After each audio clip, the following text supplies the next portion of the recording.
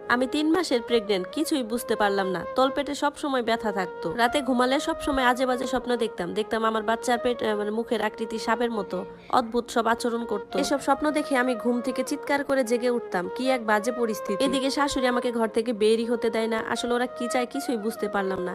এর পরের মাসে আমার আম্মু আসলো আমার শ্বশুরবাড়িতে। আম্মুকে দেখে আমি যেন নতুন করে প্রাণ ফিরে পেলাম। তাকে জড়িয়ে ধরে কান্না করলাম।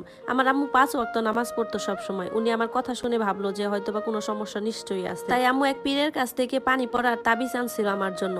আমার প্রেগনেন্সি প্রায় 4 মাস চলছে, অথচ আমার পেটটা এমন ভাবে ফুলছে মনে হচ্ছে আমি 8-9 মাসে প্রেগনেন্ট। আম্মু যখন আমার হাতে তাবিজটা বাঁধতে গেল তখন অস্বাভাবিক ভাবে সেটা ফেটে গেল। এই কথা আম্মু সেই পীরকে জানায়।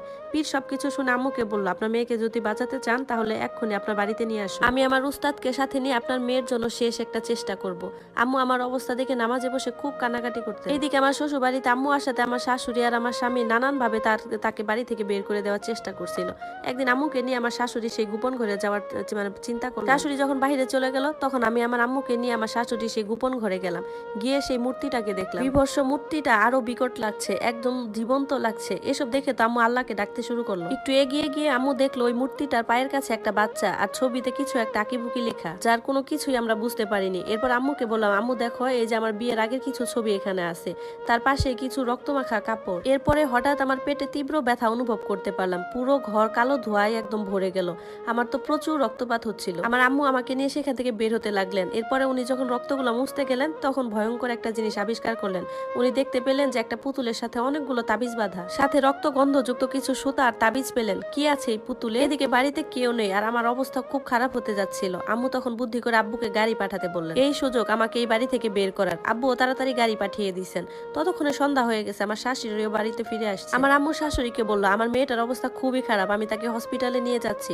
তখন আমার শাশুড়ি বলল, আমার বাড়ির বউকে আপনি হসপিটালে নিয়ে যাওয়ার কি? শাশুড়ি তো আমাকে কোনোভাবেই যেতে দিবে না। আর এদিকে আমার আম্মুও তো নাছোড়বান্দা। এক পর্যায়ে জোরাজোরির পর আম্মু আমাকে নিয়ে গাড়িতে উঠলেন। গাড়িতে উঠলাম ঠিকই, কিন্তু গাড়িটা চলতেছিল না। মনে হচ্ছিল কোনো একটা অদ্ভুত শক্তি আমাদেরকে আটকে রাখতেছে। একই রাস্তায় ঘুরপাক খেয়ে আবার শ্বশুর বাড়ির যে রাস্তা, ওই রাস্তার গলিতেই ঢুকতেছিল আমাদের গাড়ি। তখন আম্মু বুঝতে পারলো যে এসব কোনো স্বাভাবিক ঘটনা নয়। তখন আম্মু পীর সাহেবকে কল দিল, কিন্তু কলটা যাচ্ছিল না, গাড়িতে নেট ছিল না। এরপর আম্মু দোয়া কালাম পড়তে থাকে, আর এদিকে ড্রাইভারও নিজের বুদ্ধি খাটিয়ে গাড়ি নিয়ে চলল। এইবার আমরা সঠিক পথে যাচ্ছিলাম। এদিকে আমার অবস্থা আরো খারাপ হতে লাগলো। সেই চাকা চাকা রক্ত বের হচ্ছিল। পেটের ভেতর থেকে মনে হচ্ছে বাচ্চাটা ফেটে বের হয়ে আসবে। আল্লাহ আমাকে বাঁচাও, এই কথা বলে আমি বেহুশ হয়ে যাই। এরপর যখন চোখ খুলি দেখি আমি আমার বাড়িতে। আম্মু আমার পাশে বসে কাঁদছেন, পাশে 3জন অপরিচিত লোক। আমি বললাম, আম্মু এরা কারা? তখন উনি বললেন, উনি পীর সাহেবের পরিচিত লোক। আমি তাদেরকে সালাম দিলাম। পেটে তখনও তীব্র ব্যথা ছিল। ওঝা বললেন, আজকে রাতটা একটু কষ্ট কর মা, আমরা সব ঠিক করে দিব। 2 দিন বেহুশ থাকার পর আজ আমার জ্ঞান ফিরল।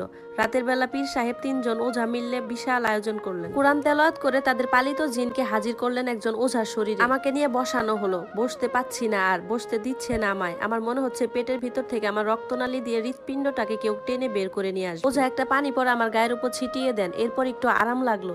তারপর পীর সাহেব জিনকে জিজ্ঞাসা করলেন, কি সমস্যা সব খুলে বল। তারপর ওঝা শরীরে যে জিন ছিল উনি বললেন, এই মেয়ের যে বাড়িতে বিয়ে হয়েছে ওই বাড়িতে প্রায় 6 রকমের কীটক জিনের বসবাস। তার শাশুড়ি এই 6টা জিনকে নিজের বশে করে নিয়েছে। এরা সব শয়তানকেই তাদের গুরু মানে, এরা আল্লাহকে মানে না। আর এই জিনগুলো একটা কুমারী মেয়ের শরীর চেয়েছিল। তাদের মধ্যে এক শক্তিশালী জিন কাফিলকে বশে আনার জন্য।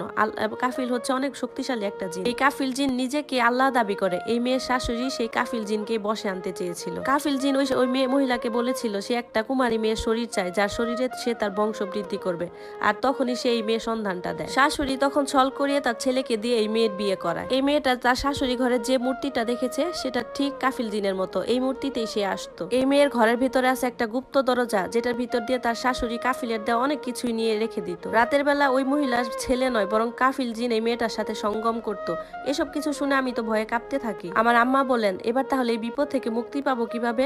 ওঝা বললেন, এর পেটের বাচ্চাটা 2 দিন পরই ভূমিষ্ঠ হবে, আর কাফিল নিশ্চয়ই তার বাচ্চাকে নিতে আসবে। তখন তাকে আল্লাহর পথে বশ করতে হবে আর বাচ্চাটাকে হত্যা করতে হবে। হঠাৎ করে আমার পেটে ফাটা দাগ দেখা দেয়। ছুপ ছুপ করে রক্ত বের হতো। মনে হতো হিংস্র কিছু আমার পেটটা চেড়ে দিয়েছে। আমি আল্লাহকে ডাকতাম, আর